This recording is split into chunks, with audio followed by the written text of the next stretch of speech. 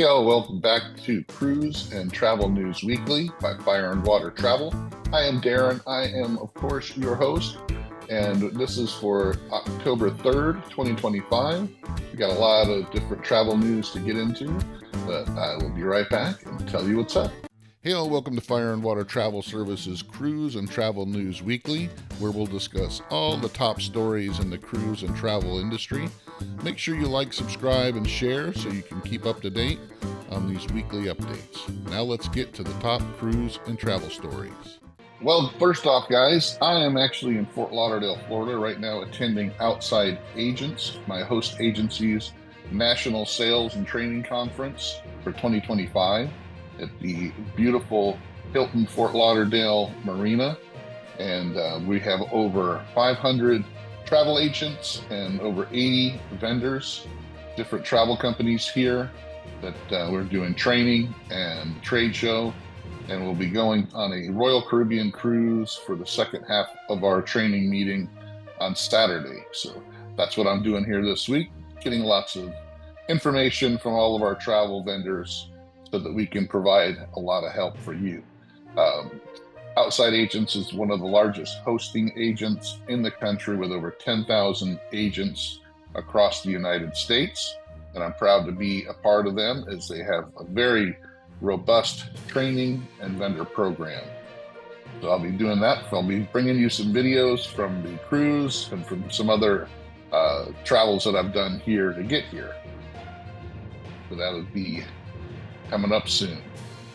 And other travel news, guys, one of the ways I did get to Fort Lauderdale was I took the Brightline fast train from Orlando all the way down to Fort Lauderdale. It's a train, it's a high-speed train that goes from Orlando all the way down to Miami on the east coast of Florida.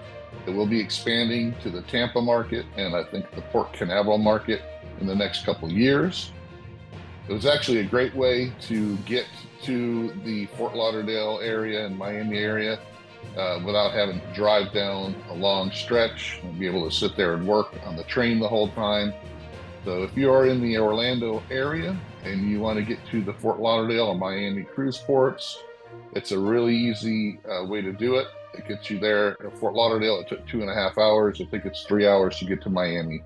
But it was a very unique experience. Really enjoyed it. And it didn't cost a lot. And it was better than driving because I could sit there and work the whole entire time. So check out the Brightline in Florida the next time you're looking to get to the cruise ports.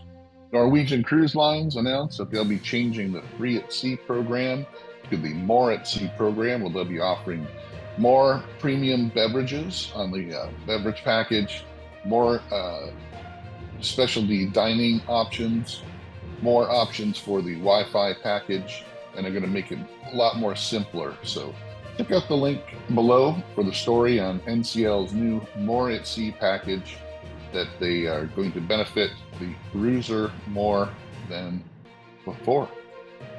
This week, Carnival Cruise Line announced that they've had their 7 millionth guest in the New Orleans port since they've been sailing there.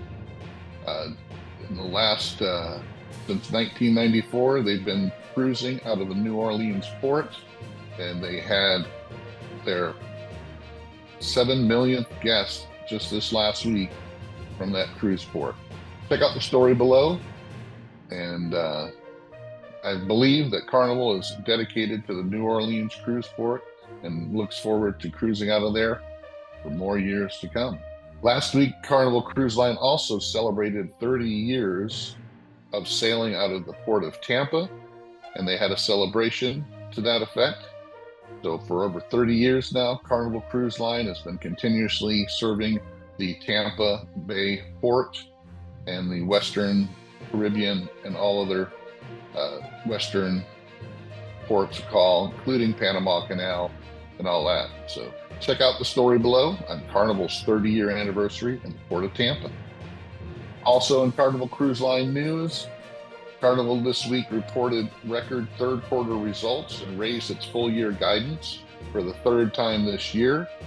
In an update to investors, the company shared the third quarter income was $1.7 billion, a 60% increase from 2023. Third quarter revenues were 7.9 million, an all-time high, and an increase of 1 billion compared to 2023. The company had record operating income of 2.2 billion, a 34% jump compared to 2023. So Carnival Cruise Line was one of the ones hit hardest during the COVID shutdown, and they had a lot of financial issues and had to restructure some of their debt. So it looks like the cruise industry overall and Carnival itself is digging their way out of that and having some good results. So check out Carnival Cruise Line stock, guys, because remember, if you own 100 shares of Carnival Cruise Line stock, you can get $100 on board credit and other options when you are a stockholder. In other news, guys, Breeze Airways, a premium leisure low-cost carrier offering affordable nonstop services from the U.S., announced new service from Gulfport, Biloxi, Augsburg, and Provo, Salt Lake City to Orlando, from Erie to Tampa Bay, and fares starting from just $49 one way. All the routes are previously unserved city pairs, with new flights starting in December, January, and February. Breeze is a newer airline, has some really low fares, and is actually one of the founders, I believe it's one of the founders of JetBlue. So this is his new venture. So check out Breeze Airlines in the link below. See if some of these new routes and fares are going to help you out. In Walt Disney World news, guys, Walt Disney World Resorts in Orlando, Florida is announcing a new promotional offer on rooms and packages. The new year brings more fun and launch a brand new water park perk for guests staying at the Disney Resorts collections as well. So they offer the stay and play and save up to $200 per night, available to purchase now. Guests can save up to $200 per night with a 3-night, 2-day room and ticket package. The package is available at select Disney Resort hotels for stays most nights from February 26th to June 30th, 2025. Room-only bookings, guests can kick off 2025 with a saving of up to 25% at select Disney Resort hotels in early 2025. Also last week, guys, the Hurricane Helene affected many different cruise ships, cruise lines, airlines, all in the Gulf region, and delayed flights, delayed cruises coming back into port as well. So it all seems to have gotten back into the right routine, but there were several cruise ships that were stuck out in the water as the Tampa Bay cruise port had some issues with high water levels and they couldn't dock. So make sure you check the weather before you guys go out and travel. A lot of people got stuck. A lot of people who made reservations for the following cruise had to have those changed as well. Also with the airlines, airlines shutting down, just make sure you're safe out there and make sure you check the weather before you leave for travel. So that's it. Thanks for watching, guys. I will see you again next week. I will have some videos coming out of the cruise that I'm going on and some other stuff that I've been doing. Thanks for watching. Follow us on Facebook, Instagram. Check out fireandwatertravel.com, and I'll see you on the next cruise and travel news update.